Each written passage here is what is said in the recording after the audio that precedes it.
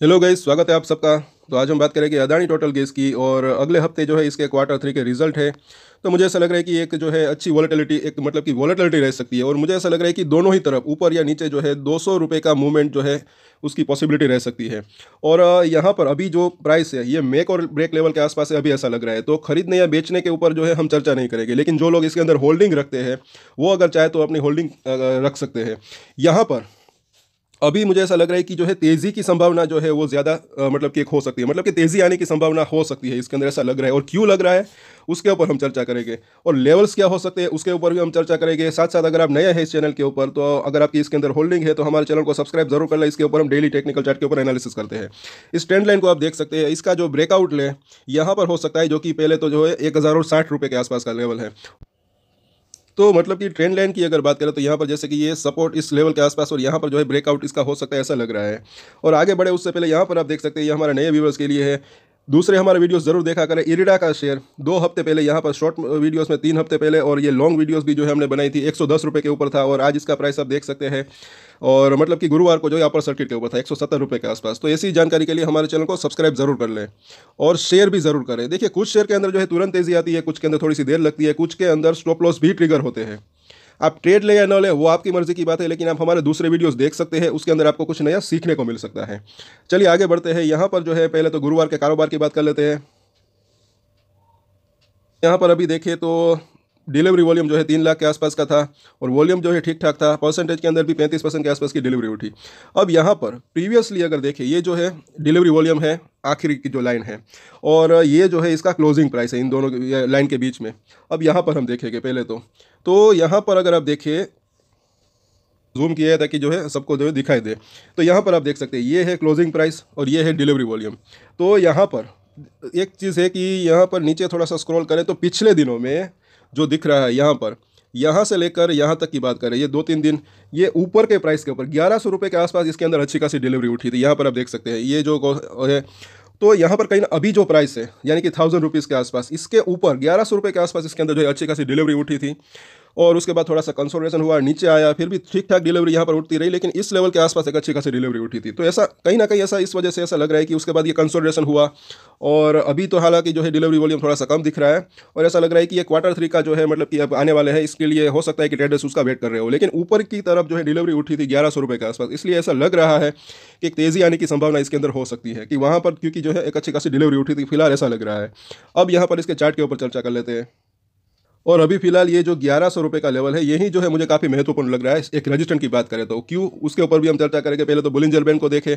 यहाँ पर भी अगर आप देखें तो इसकी मिडिल लाइन जो है 1035 के आसपास है। यहाँ पर इसको एक पहला एक रजिस्टेंट का सामना करना पड़ सकता है। उसके बाद यहाँ पर आप देख सकते हैं 950 जो कि निचली लाइन है, ऊपरी लाइन 1100 रुपये के आसपास है। एक तो यहाँ पर जो है ये, जैसे कि हमने चर्चा की, इस लेवल के आसपास इसको रजिस्टेंट फील करना पड़ सकता है, फेस करना पड़ सकता है। तो 1100 रुपये के आसपास यहाँ पर जो है अभी इसका ऊपरी लाइन है बुलिंजर बैंक की डेली चार्ट के ऊपर। अब इसका वीकली चार्ट लगाया है।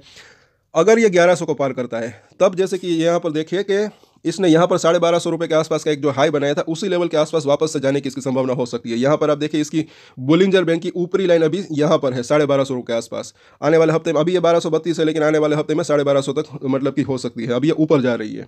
और आगे देखिए अब इसका MACD। तो जैसे कि हमने चर्चा की, एक चीज़ है कि मुझे ऐसा लग रहा है कि जैसे कि सपोर्ट और जो रजिस्टेंट होते हैं वो काफ़ी यूजफुल रह सकते हैं। अगर कुछ लेवल को ये पार करता है तब मुझे ऐसा लग रहा है कि ये MACD के अंदर भी एक तरीके से एक जो है बुलिश क्रॉसओवर हो सकता है, जैसे यहाँ हुआ था। उसके बाद जो है तेज़ी आने की संभावना हो सकती है। तो वो लेवल जैसे कि ये पहला तो जो है 1060 के आसपास का, उसके बाद 1100 रुपये के आसपास का यहाँ पर जो है 2 रजिस्टेंट अभी दिख रहे हैं वीकली चार्ट के ऊपर, अभी हम देखेंगे। साथ साथ सपोर्ट और रजिस्टेंट काफ़ी यूजफुल रह सकते हैं, बिकॉज कि मुझे ऐसा लग रहा है कि अगर एक रजिस्टेंट पार होता है तो उसके बाद इसके जो ऊपर का जो रजिस्टेंट होता है वहाँ तक जाने की जो है संभावना हो सकती है, कोई भी शेयर की अगर बात करें। और अगर सपोर्ट की बात करें तो अगर एक सपोर्ट टूटता है तो निचला जो उसके बाद का जो सपोर्ट होता है वहाँ तक जाने की संभावना हो सकती है। और यहाँ पर हम देखें RSI डेली चार्ट के ऊपर देखें तो 50 के आसपास है। अभी स्ट्रेंथ को टिका, मतलब कि एक जो है टिका होने की कोशिश हो रही है, ऐसा लग रहा है। एक स्ट्रेंथ जो है अभी थोड़ा सा ना ऊपर है ना नीचे, ऐसा लग रहा है, ना ओवरबॉट है ना ओवरसोल्ड, एक न्यूट्रल कंडीशन मतलब कि यहाँ पर कहीं ना कहीं दिख रही है। यहाँ पर वीकली चार्ट के ऊपर देखें तो 57 के आसपास है RSI। तो अभी भी थोड़ी सी स्ट्रेंथ इसके अंदर है, ऐसा फिलहाल लग रहा है।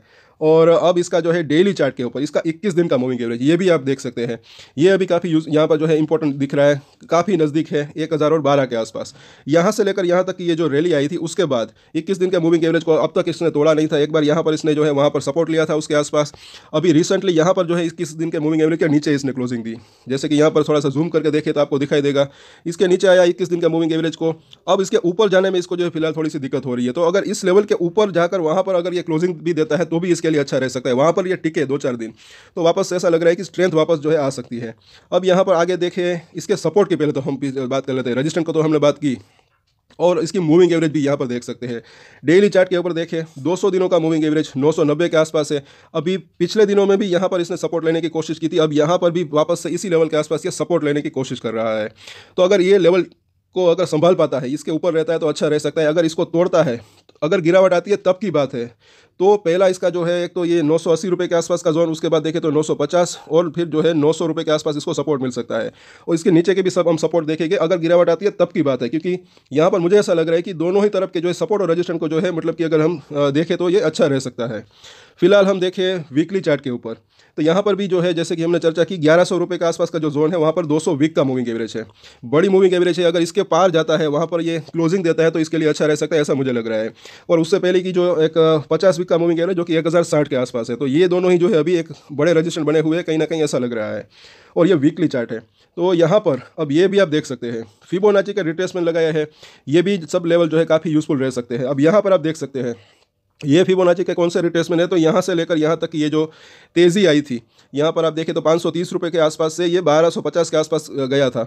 इसके आप रिट्रेसमेंट देख सकते हैं। ये नंबर्स के अंदर थोड़े से चेंजेस हो सकते हैं यहाँ पर जो लिखे हैं, लेकिन अगर आप यहाँ पर देखें इन थोड़े से ऊपर नीचे मतलब कि नंबर्स हो सकते हैं, लेकिन राउंड फिगर नंबर देखें तो अब इसका 50% का जो रिट्रेसमेंट है ये आप देखें तो 900 रुपये के आसपास है।